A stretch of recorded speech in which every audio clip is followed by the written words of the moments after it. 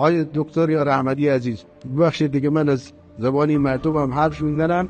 اینهایی که قانونی حضور دارن اینجا، یعنی کارت آمایش دارن، اقامت دارن و قانونی هستن، اینها با یک چالش های مواجه هستن. گاهی سیم کارتاشون قطع میشه، در یک سال 2-3 بار سیم کارتاشون قطع میشه، گاهی کارتای بانکیشون قطع میشه، گاهی با آموزش پرورش. حالا من این رو به مسئول آموزش پرورش عرض نمی‌کنم، شما که نماینده ما اتباع هستیم در نظام و در ساختار، اینا رو به شما عرض میکنیم که اینهایی که اونجا هستن انشالله چالشاشون با مدیریت جناب عالی و همکاران شما در بستانهای مختلف انشالله برطرف بشه. من یک اشکالی به شما بکنم، اشکال من به شما این است که تبیین رسانه‌ای صورت نمیگیره. ما خواهش ما این است که در فضای رسانه اجازه داده نشود که این همدلی ما مورد خدشه قرار بگیره. ما دو ملتیم که کنار هم بودیم و کنار هم خواهیم بود. هیچ کس نمیتواند دو تا همسایه، دو تا برادر، دو تا همزبان و هم فرهنگ از یک خطه تمدنی را از هم جدا کنه. این که اصرار دارن مسئولین محترم که برخورد کریمانه باشه، این که نیت دارن و این که پیگیری میکنن، این برای ما قابل قدره.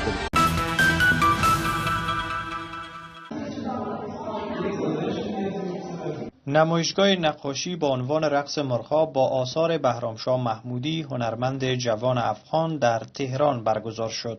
در این نمایشگاه 16 اثر از این هنرمند با استفاده از تکنیک ریشه ها به نمایش درآمده که روایتی از فرهنگ، تاریخ مشترک ایران و افغانستان و خاورمیانه است. این مجموعه با نام رقص مرغ‌ها که 16 اثر که در سبک آبستر انتزاعی با اون تکنیک خودم، تکنیک ریشه ها، این مجموعه رو خلق کردم که بیانگر نشان دادن فرهنگ ها و تاریخ های کشورهای خاورمیانه که در دیرباز ما نشون میده که همه یکی بودیم، فرهنگمون، زبانمون و تاریخمون، و بنده برای زنده نگه داشتن این فرهنگ که در گذشته داشتیم این مجموعه خلق کردم. هنرمندان ایرانی و افغانستانی آثار محمودی را فرصت برای تبادل تجربه و خلاقیت دانسته بر همبستگی فرهنگی میان دو ملت همسایه تاکید کردند.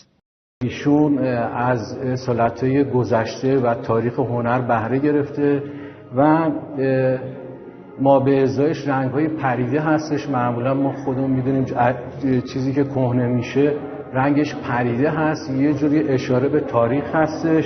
تو این چند سال اخیر یک فضای خیلی نسبتاً خوبی ایجاد شده که ما میتونیم کارامون رو به اشتراک بذاریم، دوش با دوش هنرمندای ایرانی، دوستان ایرانیمون به تبادل فرهنگی کنیم. تابلوهای نقاشی این هنرمند جوان با استقبال بازدید کنندگان نیز روبرو شد. کاراشون بسیار خلاقانه است و به نظرم یه سبک خاصیه که تا حالا من هیچ جا ندیدم. هر کدوم از این تابلوها حالا به ضمن هنرمندی دیدگاه‌های مختلفی رو میشه بهش داشت و داستان‌های جالب خودشون رو دارن و واقعا کارهای زیبایی رو ارائه کردن. نمایشگاه رقص مرغ‌ها جلوه‌ای از پیوند فرهنگی و هنری ایران و افغانستان در دل تهران بود. چند وقتی برخی از مغازه‌دارها برنج ایرانی رو به قیمت‌های دل بخواه و البته نامتعارف به فروش می‌رسونن. برنج تارم کیلو چند آقا؟ چنده کیلویی الان این برنج؟ همین قیمت‌های بالا دلیلی شد سراغ عمده فروشان برنج بریم تا ببینیم قیمت برنج در بازار چنده. برنج ایرانی از 220 تومان شروع میشه تا 340 تومان. الان از کیلوی 260 تومان تا 295 تومان ما داریم. بهترین برنج دیگه 350 تومان. برنج از شمال از تالش 300,000 تومان 2 تن و 540 خریدیم 38 120 کیلو 310,000 تومان فاکتور کردیم. یعنی همین برنج 300 تومانی؟ همین برنج دقیقاً همین برنج. آقای قادپور بریم ببینیم که اون مغازه‌دار که 310 خریده داره چند می‌فروشه. ببینیم درصد سودش رو رعایت میکنه یا نه. 12% باید بکشه نهایتش که بشه 340 47000 تومان. اما وقتی از این مغازه به صورت نامحسوس خرید کردم، برنج هاشمی مازندران رو برای من فاکتور زد 430000 تومان کیلویی و برنج 4.5 کیلویی یکی از حالا برندینگا رو برای من زد 2,105,000 تومان که تقریبا کیلویی میفته 477,000 تومان. طبق معمول هم به بازرسان فاکتور خرید ارائه نمیدن. 430,000 تومان از کجا آوردین؟ فاکتور رو بیار برامون. برای این فاکتور نداره. قانون نظام صنفی به شما میگه که آقا در زمان بازرسی فاکتور خرید رو باید ارائه بدی. وقتی فاکتور خرید ارائه ندی یعنی گران فروشیت محرزه برای بازرس. همین تعیین قیمت به دل بخواه فروشنده باعث شده برخی از مغازه‌دارها قیمت برنج رو از روی بسته‌بندی پاک کنند و باز هم گرانتر بفروشند. تمام پاک شدگی مشخصه دقیقاً. 1,705,000 تومانو که اینجا حالا پاک کرده چند میده؟ در صورتی که داره میفروشه 1,945,000 تومان. چرا قیمتو پاک کردی؟ من هیچ جوابی برای پاک کردن ندارم. خیلی هم جای من بودن این کارو میکردن، شاید بدتر میکردن. تقلب در کسب میشه پاک کردن به قصد گران فروشی. حالا باید دید وزارت جهاد کشاورزی و سایر دستگاه‌های نظارتی چه اقدامی برای کنترل و جلوگیری از گران فروشی بیشتری برنج ایرانی خواهند کرد. نفیسه سهرابیان، خبر. تهدید بالفعل و بالقوه‌ای هست برای سلامت عموم. تهدیدی که با خریدهای روزانه ما آغاز میشه. روزانه چند تا کیسه پلاستیکی استفاده می‌کنید معمولا برای خرید؟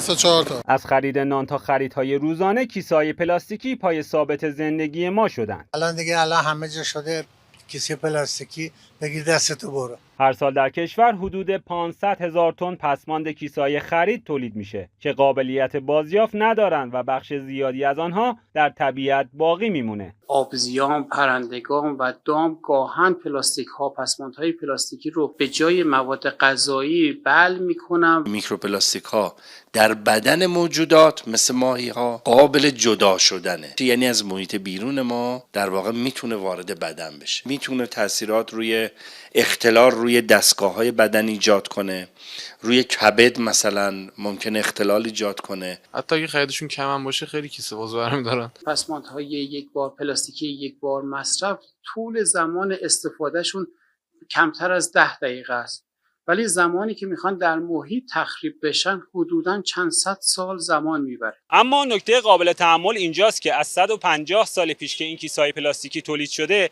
اگر در محیط رها شده باشه هنوز تجزیه نشده. حتی اون کیسه‌ای که استفاده میکنید میگیرید، خب این میمونه، سالمه دیگه، خب اینو بذارین تو کیفتون همینو ببرید. قدیم خیلی راحت خرید میکردن، زنبیل میبردیم مثلا در مغازه هر چی می‌خواستیم توش می‌ریختیم. امروز بسیاری از کشورها از جمله چین، ایتالیا، استرالیا، هند و فرانسه استفاده از کیسه‌های پلاستیکی رو ممنوع کردند. ایرلند، بلژیک و آلمان هم با مالیات قیمت کیسه‌ها رو بالا بردن تا مردم کمتر ازشون استفاده کنند.